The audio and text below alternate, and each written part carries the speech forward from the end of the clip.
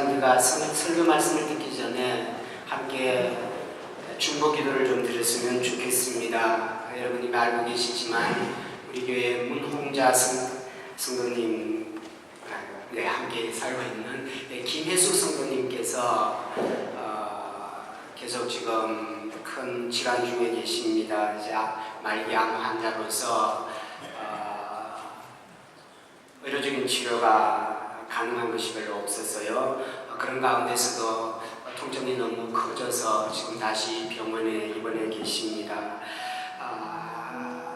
우리가 할 수 있는 것은 기도밖에 없는 것 같습니다. 하나님의 뜻을 우리가 다 알 수는 없지만은 성도들의 기도에 움직이시는 하나님을 우리가 믿고 이 시간 우리 사랑하는 자매인 김혜숙 성도님을 위해서 우리 함께 기도했으면 좋겠습니다. 주님의 긍휼하심과 기적을 이 시간 함께 기도하면서 여러분의 생명이 중요하듯이 우리 지체 김혜숙 성도님의 생명을 위해서 이 시간 함께 잠시 기도드리겠습니다.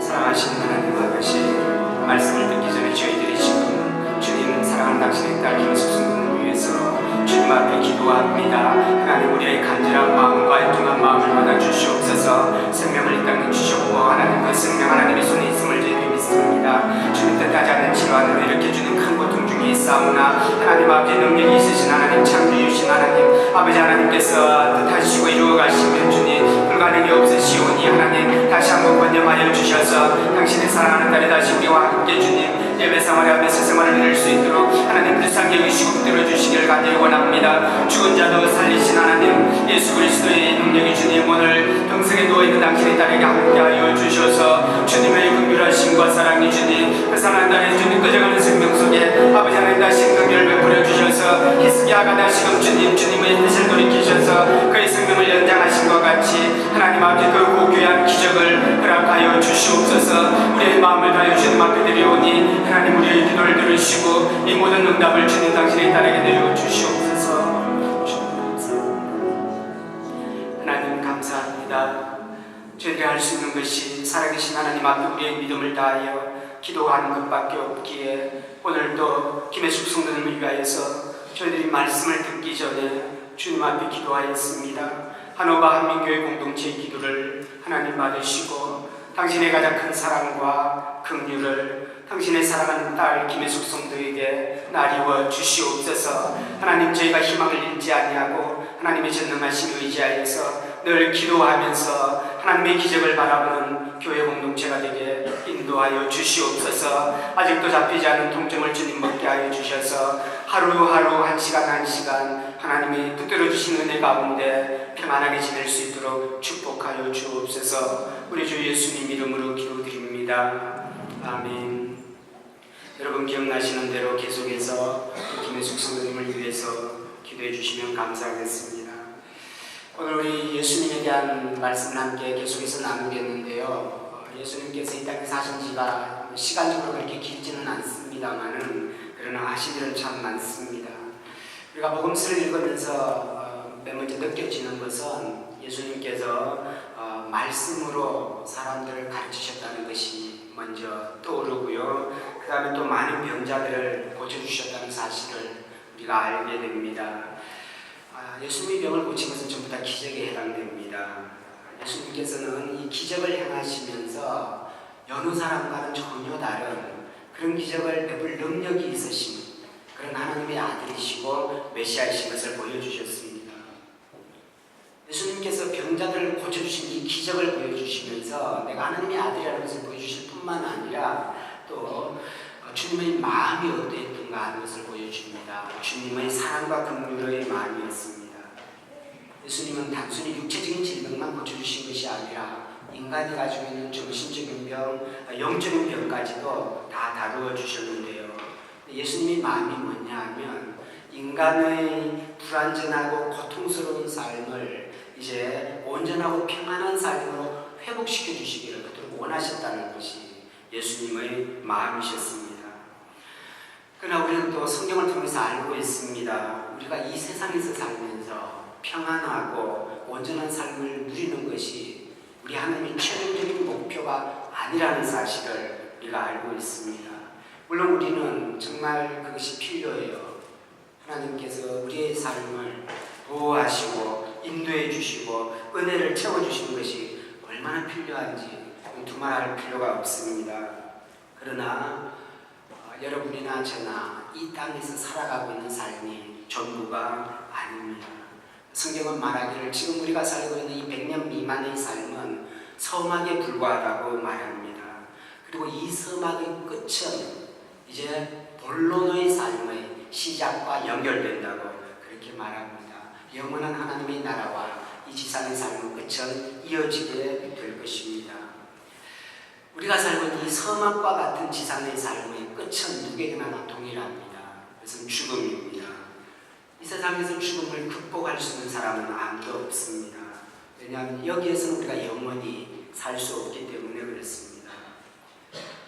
죽음이 우리 모두의 끝이라고 한다면 우리가 살면서 가지는 모든 문제는 죽음보다는 덜 큰 문제일 것입니다. 질병이라든지 기타 여러 가지 고민과 문제들은 좀 죽음보다는 적은 문제인데, 그런데 죽음이 우리의 끝이라면 이런 문제들이 우리의 삶에 평생 동안 동반된다는 것을 우리는 알 수가 있습니다. 어느 누구도 여기에서 완전히 자유로울 수 있는 사람은 아무도 없다는 것이 자명해지는 것이죠. 제가 말씀드리고 싶은 것은 예수님께서 우리의 질병을 고쳐주셨는데 그것이 인간의 영원한 문제를 풀어주는 영구적인 일이 아니라는 사실입니다. 일시적인 문제를 풀어주신 사실이라는 것이죠. 예수님께서 병을 고쳐주신 그 사람은 나중에 다시 병에 걸리기도 하고 노안을 겪기도 하고 결국은 모두가 이 세상을 떠나게 됩니다. 예수님께서 직접 죽은 사람도 고쳐주신 적이 있으시잖아요. 요한복음 11장에 보면 베다니에 살고 있는 나사로를 예수님께서 살려주셨는데 그 나사로가 굉장히 위급해서 죽을 것이라는 소식을 듣고 예수님이 찾아가는데 그만 지체가 돼서 나흘이 걸렸습니다. 그 나사로가 죽은 지 나흘 뒤에 예수님이 거기에 도착하셨는데요. 그리고 예수님은 죽은 지 나흘 되는 나사로를 살려주셨습니다. 이 충격적인 사건의 주인공인 나사로도 나중에 훗날 언젠가 그도 물론 세상을 떠났다는 사실이죠. 자, 예수님께서 갖가지 기적을 베푸신 것, 병을 고쳐주시고 풍랑을 잠재워주시고 기타 여러 가지 문제를 해결해 주신 그런 기적은 이게 영구적인 것이기 때문에 행하신 것이 아니라 비록 일시적인 것이라 할지라도 우리 삶에 그것이 해결이 되고 위로가 되고 힘이 되기 때문에 회복이 되기 때문에 예수님께서 베풀어 주셨고, 그리고 이것을 통해서 하나님의 사랑이 어떠한가를 우리와 하여금 깨닫게 해주시는 계기가 되기 때문에 예수님께서 그렇게 해주셨습니다. 그리고 나아가서는 이 일을 행하시는 아주 특별한 분 예수님을 우리가 만남으로써 비로소 거기에서부터 영구적인 문제를 해결하는 실마리가 되기 때문에 예수님께서는 이런 기적 행위를 해주셨습니다.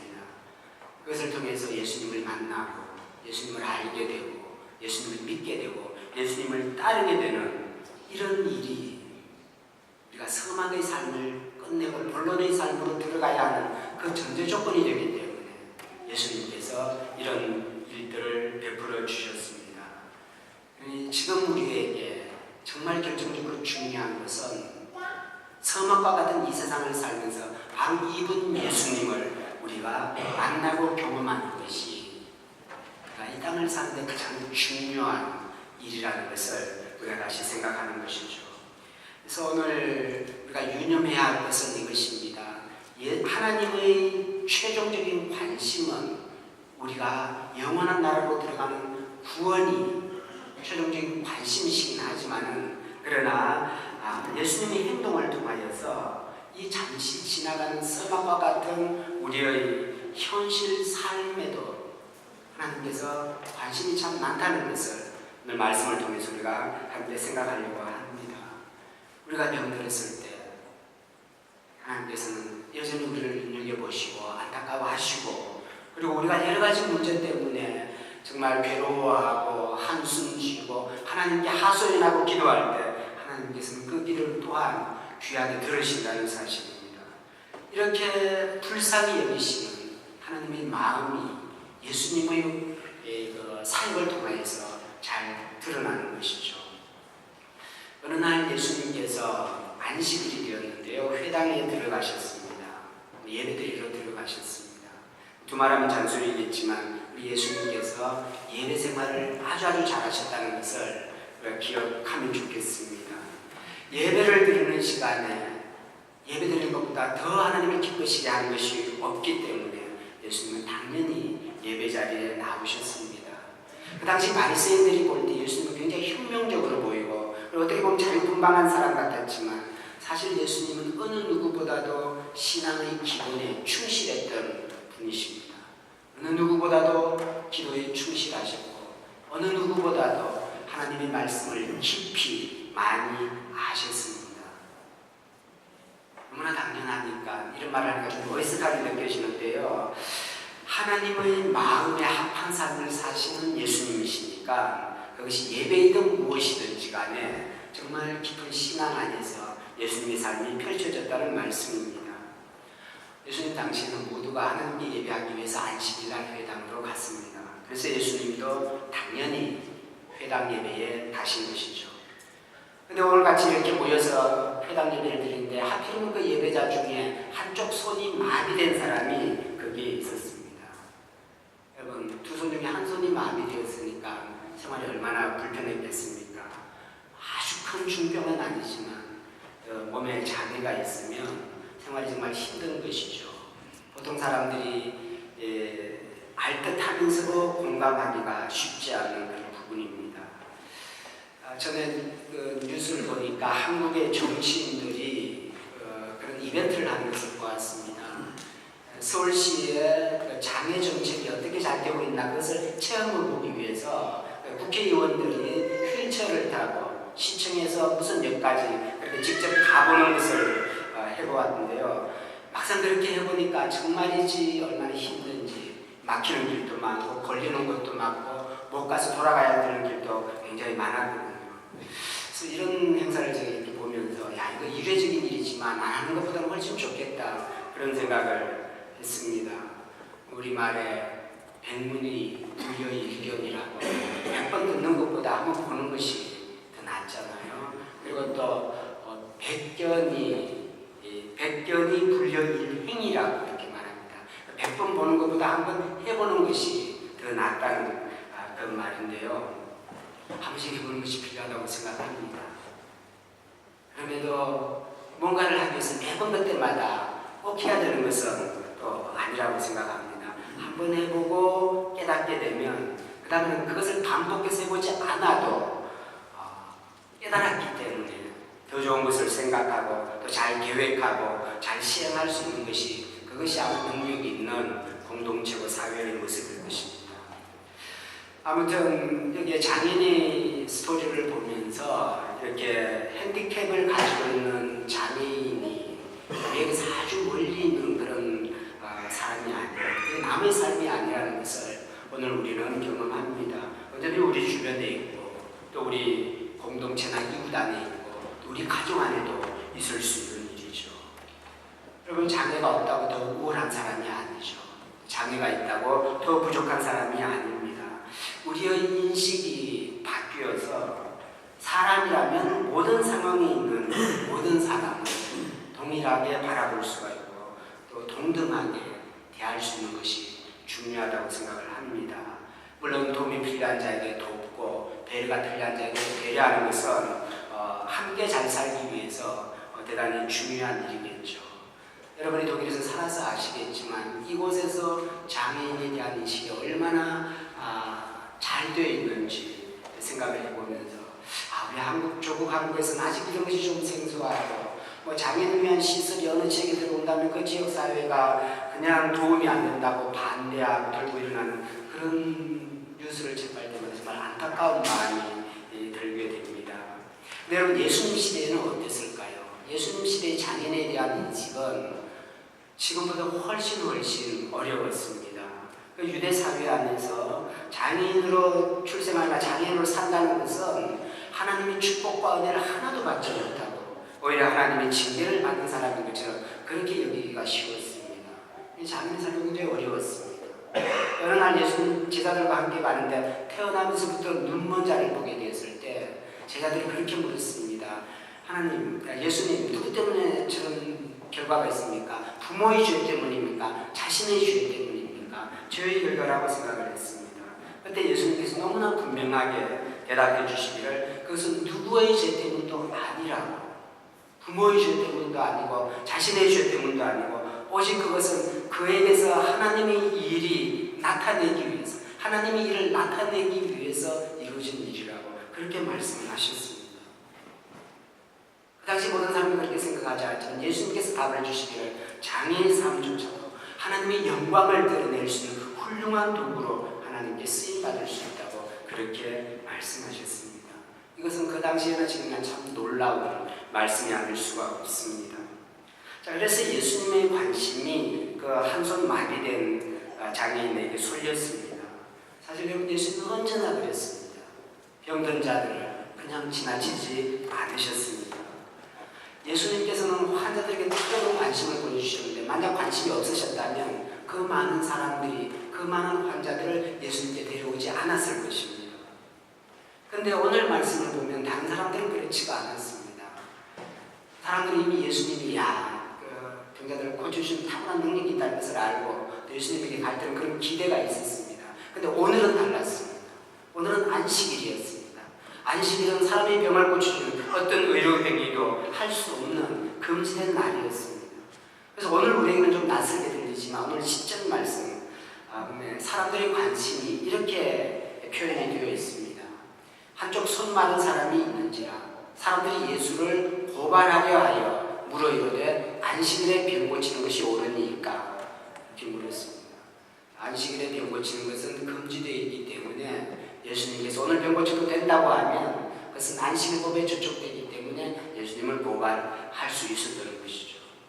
그런데 예수님의 반응이 어떤지 오늘 이 말씀을 통해서 아주 분명히 볼 수 있습니다. 두 가지를 보여주시는데요. 첫 번째로는 예수님께서 안식일 문제를 이렇게 해결해 주셨습니다. 안식일날 노동이 금지되어 있는 것은 사실입니다.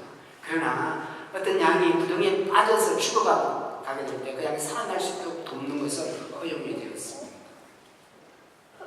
사람의 생명을 구하는 일은 안식일도 마땅히 할 수가 있었습니다. 물론 여기에 마비된 손을 고치는 것과 생명을 건지는 위급한 상황과는 좀 다르긴 하지만은 그러나 예수님의 말씀은 양보다도 훨씬 귀한 인간을 위해서 안식일날 선을 행하는 것은 당연히 옳다고 그렇게 말씀하셨습니다. 예수님은 하나님의 의로우심이 어디에 있는지를 보고 계신 것이죠. 하나님의 법이 무엇 때문에 왜 있어야 하는지를 보시는 것이죠. 그 근본을 보시는 것입니다. 하나님 주신 율법이 있지만 그 법이 하나님 위에 있지 않고 하나님 아래에 있다는 것을 보시고 난 다음에 이 안식일 날이지만 장애인을 고치는 것, 안식일날 장애인이 건강해지는 것은 하나님이 불쾌한 것이 아니라 오히려 하나님을 기쁘시게 한다는 확신을 예수님께서 가지고 계셨습니다. 그래서 이 안식일날 병 고치시는 예수님의 행동의 확실한 행동의 근거가 되는 것이죠. 그리고 두 번째로는 예수님께서 당연히 그 사람의 삶이 얼마나 불편하고 힘들까 그것을 바라보시고 그의 고통을 해결해 주시기를 원하셨습니다. 예수님이 지금 주된 관심사는 앞에서 말한 안식일법의 해석이 관심사가 아니라 예수님의 주된 관심사는 바로 이 사람을 고쳐주는 것이었습니다. 그래서 13절 말씀입니다. 이에 그 사람에게 이르시되 손을 내밀라 하시니 그가 내밀매 다른 손과 같이 회복되어 성하더라. 그렇게 성경이 말하고 있습니다. 여러분 이해하시겠어요? 하나님의 아들이신 예수님께서 이 땅에 오셔서 하신 일이 이 사건을 통해서도 여러분 잘 볼 수가 있겠습니까? 예수님은 아픈 자들에게 그 아픔을 어루만지고 고쳐주시기를 원하십니다. 성경을 보면 예수님 굉장히 강하신 것 같지만 그 마음을 들여다보면 참으로 마음이 부드럽고 여리신 분이세요. 약하고 힘없고 가난한 자의 현실을 잘 아시는 주님이시고 그들의 편에 서서 이해하시고 위로하시고 응원하시고 인정해 가시는 우리 주님이십니다. 그러니 정말 가난한 자가 드린 작은 헌금이 어느 누구보다 크다고 칭찬해 주셨고, 그리고 세리가 주눅든 기도를 드렸을 때 그 기도를 하나님 절대 받으신다고 말씀하셨고, 이방인들의 조심스러운 믿음을 보시면서 이스라엘 사람들의 믿음보다 더 크다고 그렇게 칭찬을 해 주셨습니다.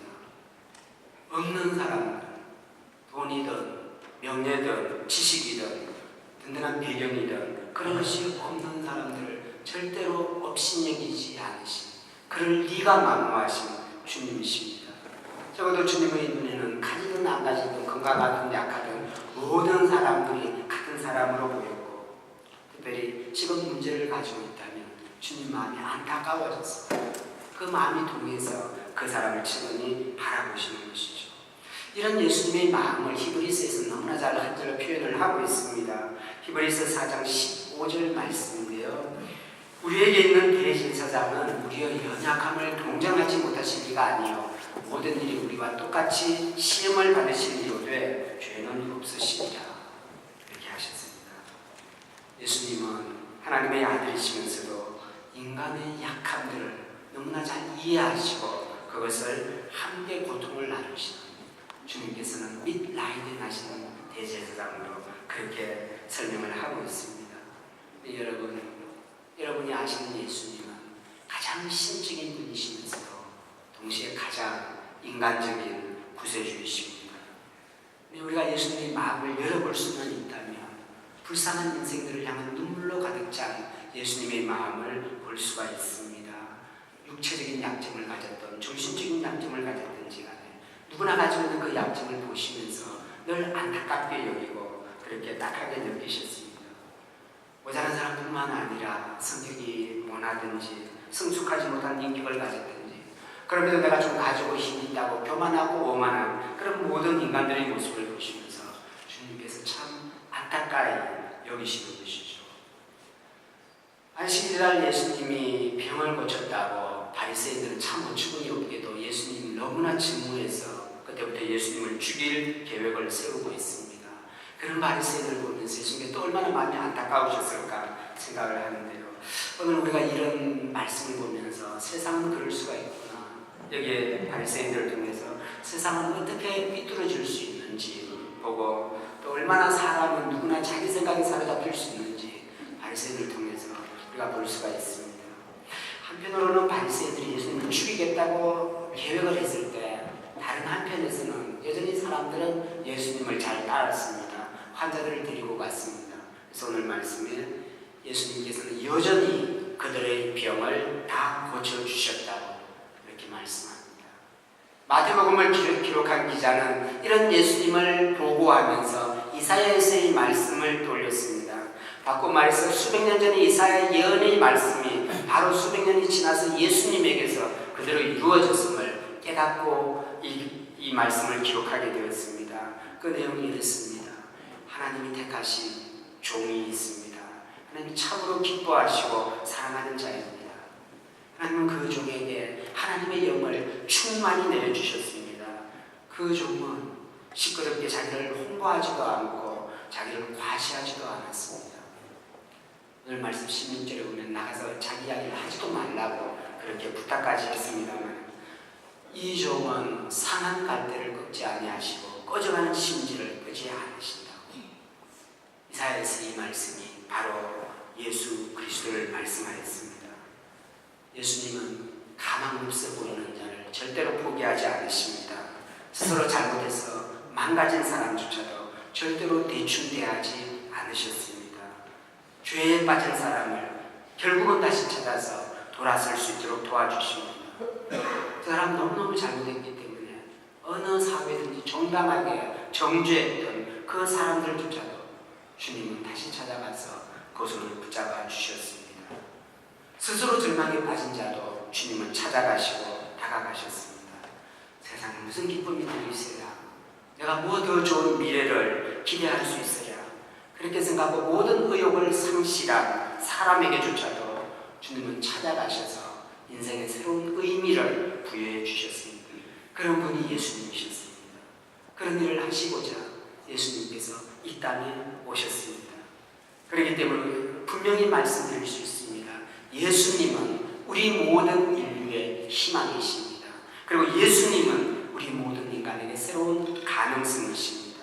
우리 모든 인간이 반드시 만나야 그리고 반드시 알아야 할 분이 바로 예수님이십니다. 우리에게 절대로 없어서는 안 되는 예수님이시기 때문에 예수님께서 우리와 약속을 하셨습니다. 마태복음 가장 마지막 절에 내가 세상 끝날까지 너희와 항상 함께 할 것이다, 그렇게 약속하셨습니다. 이 약속을 기억하는 사람이 복 있는 사람입니다. 예수님께서 내가 너희와 끝날까지 함께 할 것이다. 실제로 예수님께서는 그 약속대로 우리 곁에 늘 함께 계십니다. 우리가 그를 찾기만 하면 됩니다. 여러분의 고단한 몸을 예수님께 기대기만 하면 됩니다. 너무 복잡하고 아픈 머리를 예수님께 좀 기대기만 해도 됩니다. 그러면 곁에 계신 예수님께서 여러분에게 오셔서 여러분을 위로하시고 희망의 말을 주실 것입니다. 하나님 성도 여러분, 여러분이나 제가 이 예수님을 알고 있다는 것이 얼마나 다행인지 모르겠습니다. 여러분, 절대로 나 혼자가 아닙니다. 우리에게는 목숨을 주신 너무나 좋으신 친구이신 예수님이 계십니다. 하나님은 우리 인생이 가장 외롭고 힘들 때 너를 위해서 목숨까지 준 내 친구가 있다는 것을 우리에게 알게 하시기 위해서 예수님을 우리에게 주셨습니다. 말씀을 마무리하겠습니다. 여러분, 하나님이 여러분에게 주신 최고의 선물 예수님을 잘 모시고 살아가시길 바랍니다. 예수님은 따뜻한 마음의 소유자세요. 이 따뜻함은 식지가 않습니다. 여러분의 모든 죄를 끝까지 용서하시기까지 식지 않습니다. 예수님의 마음은 참 넓은 마음입니다. 그 넓은 마음은 좁아들지를 않습니다. 어떠한 자들도 용서해 주실 준비가 되어 있으시고 우리의 모든 상황을 아시고 그리고 이해하시기 때문에 여러분이 어떤 상황에 처해도 예수님은 당황해하지 아니하시고 있는 그대로를 수용하시는 넓은 마음의 예수님이십니다. 이 모든 것이 정말 감사할 뿐인 것이죠.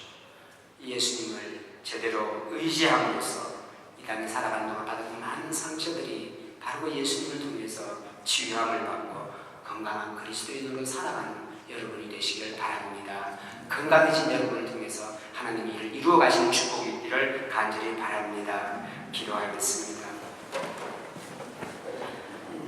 하나님 아버지, 우리 자신을 살피지 못하고 살아왔던 지난날이었습니다. 곰곰이 돌아보면 어느 한 부분에는 그렇게 마비가 되어서 제대로 작동하지 못하고 불편한 대로 살아가는 모자란 저희들의 인생입니다.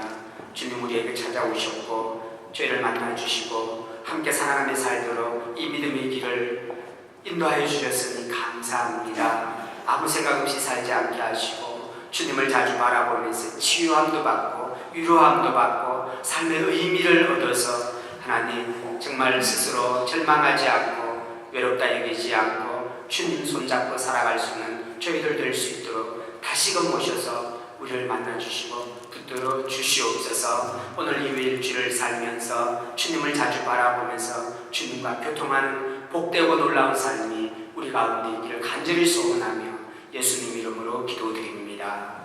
아멘.